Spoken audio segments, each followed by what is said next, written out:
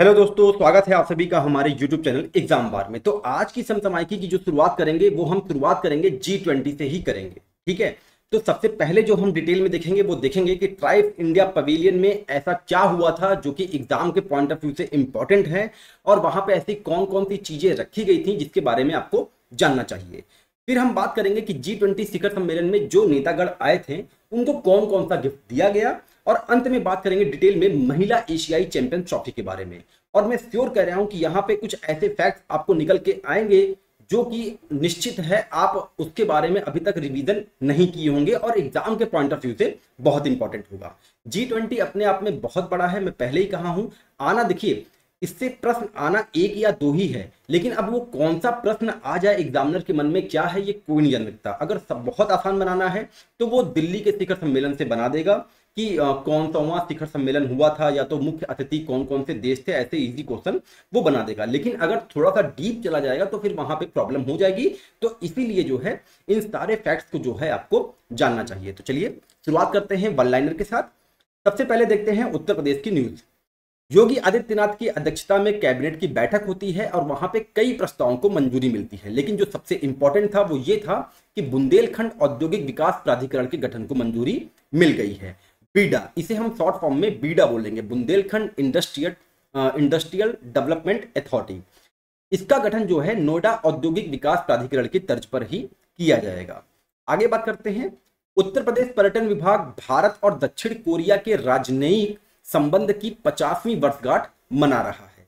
इस क्रम में प्रदेश के विभिन्न शहरों में दक्षिण कोरिया के पॉप म्यूजिक समारोह का आयोजन किया जाएगा। देखिए, अब भारत और दक्षिण कोरिया के राजनयिक संबंध की 50वीं वर्षगांठ है और मना कौन रहा है? अपने प्रदेश में उत्तर प्रदेश पर्यटन विभाग मना रहा है। तो इंपॉर्टेंट होगा ही होगा ये क्वेश्चन। अगर आप आरओ एआरओ की तैयारी कर रहे हैं तो दक्षिण कोरिया से रिलेटेड अभी जैसे कुछ भी भारत और दक्षिण कोरिया संबंधित है तो आप उसको जो है अपने नोट्स में लिखे रहिएगा। आगे बात करते हैं। देश भर में नौसेना कर्मियों और उनके परिवारों की व्यक्तिगत यात्रा आवागमन के लिए विश्वसनीय, सुविधाजनक और सुरक्षित किफायती वाहन सुविधा प्रदान करने के लिए भारतीय नौसेना और उबर के मध्य एक समझौता हुआ है। किसानों के अधिकारों पर पहली वैश्विक संगोष्ठी का उद्घाटन नई दिल्ली में राष्ट्रपति द्रौपदी मुर्मू द्वारा किया गया। आगे बात करें। उपराष्ट्रपति जगदीप धनखड़ राजस्थान के जयपुर में अंतरराष्ट्रीय बांध सुरक्षा का उद्घाटन करेंगे। आगे देखते हैं। देहरादून में केंद्रीय शिक्षा मंत्री धर्मेंद्र प्रधान ने विद्या समीक्षा केंद्र का उद्घाटन किया। गुजरात के बाद उत्तराखंड दूसरा राज्य है जहां पे विद्या समीक्षा केंद्र का उद्घाटन किया गया है। इसकी सहायता से एक क्लिक में राज्य के सभी स्कूलों का डेटा ऑनलाइन प्राप्त किया जा सकता है। आगे बात कर लेते हैं। कोझीकोड जो कि केरल में है, वहां पे निपाह संक्रमण की एक बार फिर से पुष्टि की गई है। तो इसके लिए वहां पे न्यूज आई थी कि ये जो इसका विशिष्ट कारण है उसको पहचान करने के लिए गहन अध्ययन की आवश्यकता है। केरल में वर्ष 2018 में निपाह का बड़ा प्रकोप देखा गया था, जिससे कोझीकोड जिले में 17 लोगों की मौत हो गई थी। फल चमगादड़ों में वायरस की मौजूदगी पाई गई है, हालांकि संक्रमण के सटीक स्रोत का अभी तक निर्णायक पता नहीं चल पाया है। आगे बात करते हैं। भारत और यूनाइटेड किंगडम ने संयुक्त रूप से 12वीं आर्थिक वित्तीय वार्ता के दौरान इंफ्रास्ट्रक्चर फाइनेंस ब्रिज की शुभारंभ की घोषणा की है। तो इंफ्रास्ट्रक्चर फाइनेंस ब्रिज का शुभारंभ भारत ने किस देश के साथ किया है? यूनाइटेड किंगडम के साथ किया गया है। इसको आप ध्यान रखे रहिएगा।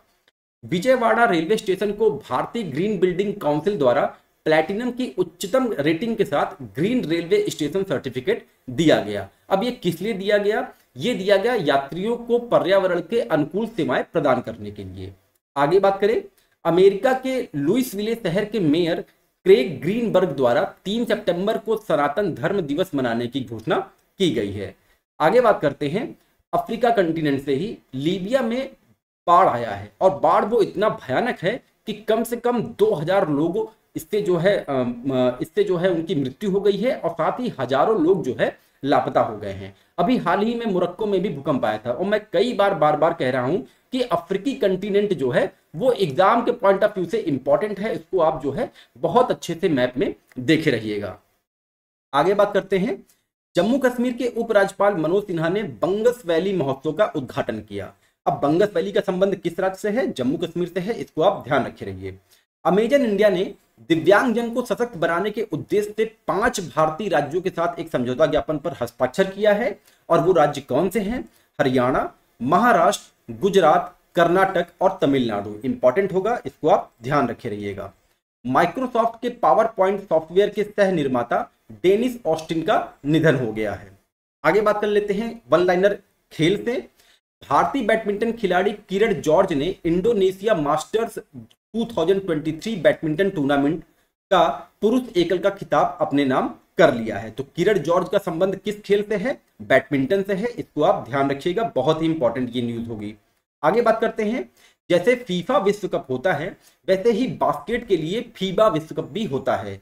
तो फीबा विश्व कप 2023 के फाइनल में जर्मनी ने सर्बिया को हराकर पहली बार विश्व कप का खिताब जीता। इंपॉर्टेंट होगा, इसको आप ध्यान रखिएगा। सर्बिया के बेलग्रेड में वर्ल्ड रेसलिंग चैंपियनशिप 2023 का आयोजन किया जाएगा। अब वर्ल्ड रेसलिंग चैंपियनशिप का आयोजन कहां पे हो रहा है? सर्बिया में हो रहा है। आगे बात कर लेते हैं अब डिटेल में ट्राइब्स इंडिया पवेलियन के बारे में। तो ये चर्चा का केंद्र इसलिए बना था क्योंकि गुजरात और मध्य प्रदेश की जनजातियों द्वारा पिथौरा कला का लाइव प्रदर्शन किया गया था। तो आइए हम जानते हैं इसके बारे में डिटेल में कि ट्राइब्स इंडिया पवेलियन में पिथौरा कला के अलावा और कौन कौन सी चीजें थी, वो हम सारी चीजों पे बात करेंगे। तो पिथौरा कला है क्या? पिथौरा कला एक रिचुअलिस्टिक पेंटिंग है जो एनिमेटेड आकृतियों और रंगों के भव्य उपयोग की विशेषता बताती है। ये पेंटिंग गुजरात और मध्य प्रदेश की राठवा, भिलाला, नाइक और भील जनजातियों द्वारा बनाई जाती है। अब देखिए ये सब फैक्ट जो है ऐसे है ना कि ये एग्जाम में इसके आने की प्रबल संभावना रहती है और साथ में आपकी जानकारी भी बढ़ती है। ज्योग्राफी वाले सेक्शन में जनजातियों से अक्सर क्वेश्चन पूछ लिए जाते हैं, तो इसको आप नोट करके लिखे रहिएगा। ये पेंटिंग आदिवासियों के सामाजिक, सांस्कृतिक और पौराणिक जीवन की और मान्यताओं के बारे में बताती है। पद्मश्री पुरस्कार से सम्मानित श्री परेश राठवा पिथौरा कला के प्रसिद्ध कलाकार हैं। आगे बात कर लेते हैं ट्राइब्स इंडिया पवेलियन में और क्या क्या था। मध्य प्रदेश की गोंड पेंटिंग थी। उड़ीसा के कारीगरों द्वारा बनाई गई सौरा पेंटिंग थी। तो ये देखिए, अब सौरा पेंटिंग का संबंध किस राज्य से है? उड़ीसा से है। गोंड पेंटिंग का संबंध किस राज्य से है? मध्य प्रदेश से है। तो ऐसे ही फैक्ट्स जो है एग्जाम के लिए तैयार करना चाहिए। लेह लद्दाख और हिमाचल प्रदेश के ऊंचे इलाकों से अंगोरा और पश्मीना शॉल जो कि अपनी उच्च गुणवत्ता के लिए जाने जाते हैं, ये भी जो है ट्राइब्स इंडिया पवेलियन में था। नागालैंड की कोन्याक जनजातियों के रंगीन आभूषण भी वहां पे थे।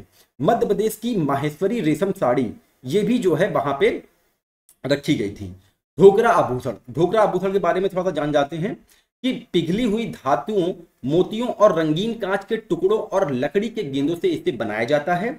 पश्चिम बंगाल, उड़ीसा, छत्तीसगढ़ और मध्य प्रदेश के आदिवासी कारीगर आंतरिक कला के इन टुकड़ों के वास्तुकार हैं। तो ढोकरा आभूषण भी जो है वो हमारा ट्राइब्स इंडिया पवेलियन में रखा गया था। अब आगे बात करते हैं कि G20 शिखर सम्मेलन 2023 के नेताओं को जो गिफ्ट दिए गए हैं उनके बारे में। हस्तनिर्मित कलाकृतियों और उत्पादों का क्यूरेटेड संकलन जो है उपहार में दिया गया है। उनमें पिकोए दार्जिलिंग और नीलगिरी चाय है, पीतल की पट्टी के साथ शीशम वुड संदूक है, अराकू कॉफी है, सुंदरबन मल्टीफोरा मैंग्रोव शहद है, कश्मीरी पश्मीना है जो कि एक चांगथांगी बकरी के जो उनके ऊन होते हैं उससे बनाया जाता है।